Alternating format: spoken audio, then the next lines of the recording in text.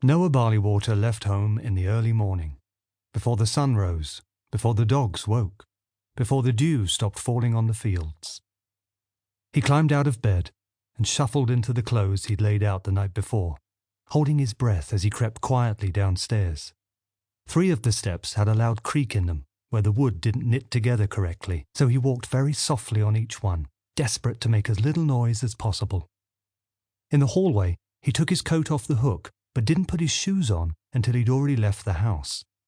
He walked down the laneway, opened the gate, went through and closed it again, treading as lightly as he could, in case his parents heard the sound of the gravel crunching beneath his feet and came downstairs to investigate. It was still dark at this hour, and Noah had to squint to make out the road that twisted and turned up ahead. The growing light would allow him to sense any danger that might be lurking in the shadows. When he got to the end of the first quarter mile, at just that point where he could turn round one last time and still make out his home in the distance, he stared at the smoke rising from the chimney that stretched upwards from the kitchen fireplace and thought of his family inside, all safely tucked up in their beds, unaware that he was leaving them forever. And despite himself, he felt a little sad. "Am I doing the right thing?" he wondered, a great blanket of happy memories trying to break through and smother the fresher, sadder ones. But he had no choice. He couldn't bear to stay any longer. No one could blame him for that, surely. Anyway, it was probably best that he went out to make his own way in the world. After all, he was already 8 years old, and the truth was, he hadn't really done anything with his life so far. A boy in his class, Charlie Charlton, had appeared in a local newspaper when he was only 7, because the Queen had come to open a day centre for all the grannies and granddads in the village, and he'd been chosen to hand her a bunch of flowers and say, "We're so delighted you could make the journey, Ma'am." A photograph had been taken where Charlie was grinning like the Cheshire Cat as he presented the bouquet, and the Queen wore an expression that suggested she had smelled something funny but was far too well brought up to comment on it. He'd seen that expression on the Queen's face before, and it always made him giggle.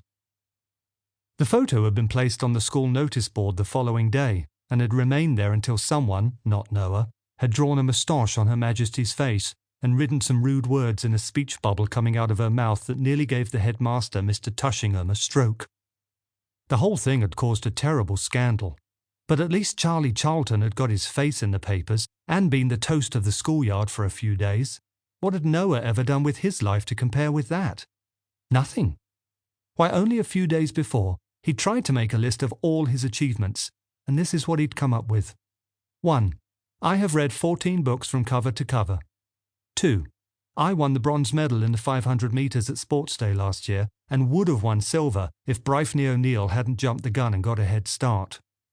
3. I know the capital of Portugal. It's Lisbon. 4. I may be small for my age, but I'm the 7th cleverest boy in my class. 5. I am an excellent speller.